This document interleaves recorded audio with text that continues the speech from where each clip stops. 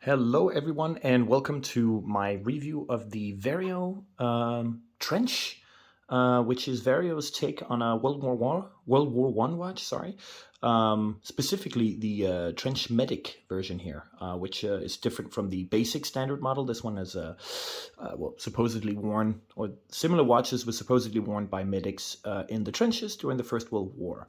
And yeah, we'll go through the specs, design, quality, and hopefully conclude something at the end of this review. So yeah, let's just jump right in. Specs goes as follows. This is a 40 millimeter case with 10 millimeter, so 1 centimeter height, which is really good actually. We have a double domed sapphire crystal with inner AR coating. Nicely domed here, as you can see, follows the case nicely. Inside, we have a Seiko NH38A, which is basically the 35 without a date, which is really nice, so we don't have a ghost date in here. That's very nice. We're looking at a enamel dial here, yeah, with a bit of superluminova as well, which I'll show you a bit later. And yeah, that's pretty much it. Fixed lugs, comes with this spun strap I'll talk a little bit about later when we talk about quality. But yeah, those are really the specs. So yeah, let's talk design. I really think Vario nailed the design of this watch. Now they had a lot of, they have a lot of images from First World War, where you can see these kind of watches. So the inspiration is obvious, right? Like it's not like they reinvented the wheel here, but I don't see enough First World War watches. I see a lot of Second World War. I see a lot of 70s dive watches, 80s, 90s dive watches coming back in micro brands, but I think they took a nice route here. They stayed true to the design and modernized it. So there's just a few modern takes to this very old design, and I think one of them is the size. I believe the World War One watches was smaller, and the other one is the crown. From what I've seen in my research, most of the crowns are here at the 3 o'clock position, and they put it down here, which I really appreciate. It's actually more versatile. It's a bit different. And yeah, it doesn't irritate your wrist when you wear it. So really nice touch there. So overall, design-wise, I think they've stayed very true to the First World War One watch that you can see in some images. They also have it on their website. I like the dimensions as well, the dial. Everything is perfectly centered, and the base version has longer hands because we have all these numerals that are at the outer edge of the dial. In this case, we kind of had to center them a little bit better because we want to have the pulsometer scale here. So in this case, it's a little bit more of a compact dial, but they still managed to pull it off pretty well. But also, yeah, just not too much text on the dial. I mean, of course, here, but in the center, we only have Vario, and we have a little logo here, which I can show you, actually. Let me just unscrew this. It's kind of a medic logo. Let's see here. There we go. Boom. There we go. So very nice little touch. So pretty minimalistic, true to the history. Fixed lugs as well is not only a design element, but also true to those history. So again, kind of a flaw. If you like to put on a lot of your own straps on this, you can only put on NATO or bunt straps. But still true to the history, which I really appreciate. So so yeah, conclusion, design, they nailed it. I really love this watch. It's really charming. Yeah, bravo. But yeah, let's talk about quality. So just a quick reminder, this watch is priced at, let's see here, $368 US, which is around 340 euros. And what do you get for that kind of money? So let's just talk case first. So first, the case is actually really well finished for this price range. Now, it's a very simple case. It's got a very simple bezel, very nicely polished. But yeah, it's also very nicely rounded here. You can see if I put this a little bit closer. Sorry, I broke my finger. It's not very charming here for close-up. So you can see these nice rounded, so the case is nicely rounded. Then we got the bezel as well, nicely rounded. And they all kind of continue into this double-domed sapphire here, which kind of gives this like a very continuous flow. And then abruptly broken up by these lugs sticking out of it. And these lugs feel really solid. There's no movement. I'm not afraid they're going to break or bend. They're very thick. And also very nicely polished as well. So already the case and lugs is very well finished for the price, but then the crown here as well is, first of all, really important. It kind of sticks out, and it's really well finished. I mean, the grip here, the little edges, they're sharp, but not too sharp. They don't feel machined. It seems like there's been a nice touch here. It's very well polished as well. It feels good. It grips well. It threads. The thread is pretty good. Yeah, there's a little bit of wobble when you move it out, but you know, I have that even on some bridlings. You can kind of feel that. So it feels pretty sturdy, and easy to screw in again. So overall, case and crown, very surprised. Better finish than I would expect for this price range. Yeah, let's talk dial, because I feel like with all this cool stuff here, I think the dial is still kind of the showstopper here. And this is an enamel dial, which is hard to make. I have a review on my blog, hypeandstyle.fr, in English and French, where I talk a little bit more detail about what enamel dials are. You can also Google it.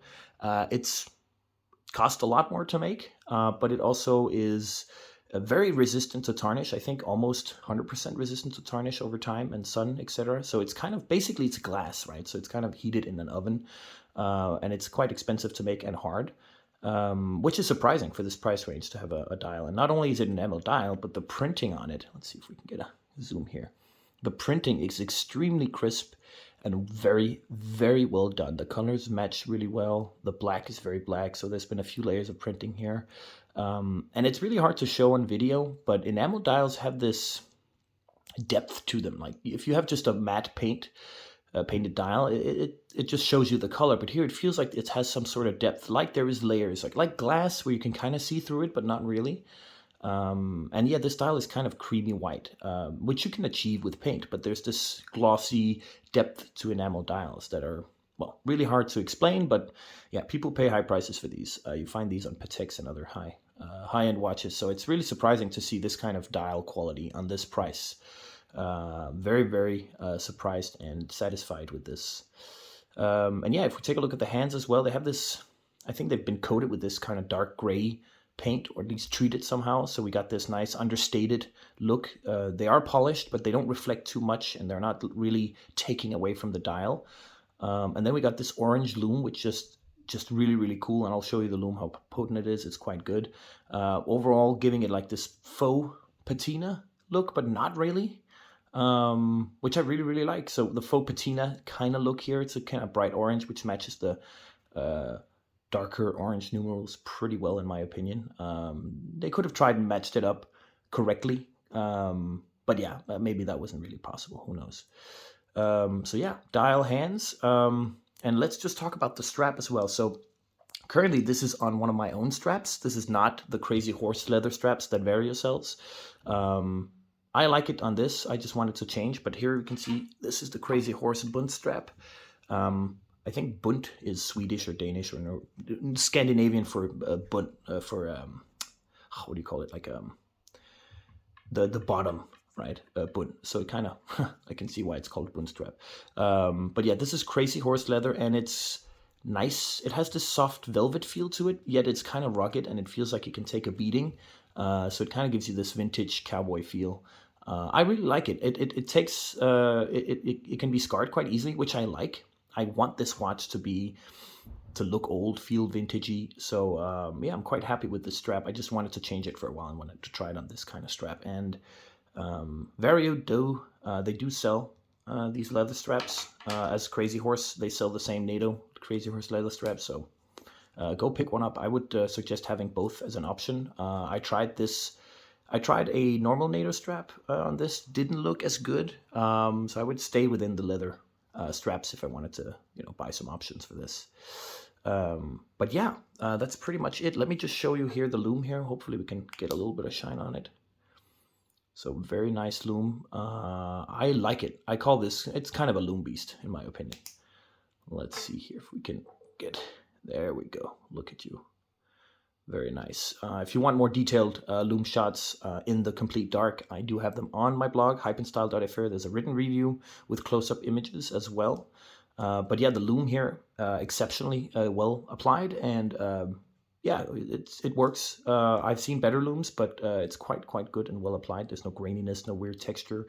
It just shows the numerals completely clean. The same for the hands. So bravo on that as well. And yeah, I can't really show you here, but the case engraving on the back is pretty well done as well. It's kind of nice. You have some options. You can get a display case or engraved. I kind of like it to keep it original like this. And it displays a First World War soldier in battle or something like that.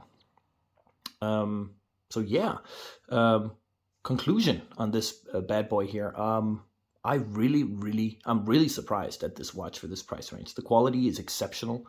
I know it's still a simple watch, but I could expect to see maybe a little bit of a jiggle in the lugs or anything like this. And no, I'm really surprised with the quality and the design. They nailed it. I think it's a really fair price, and I can really highly recommend the Trench line from Vario.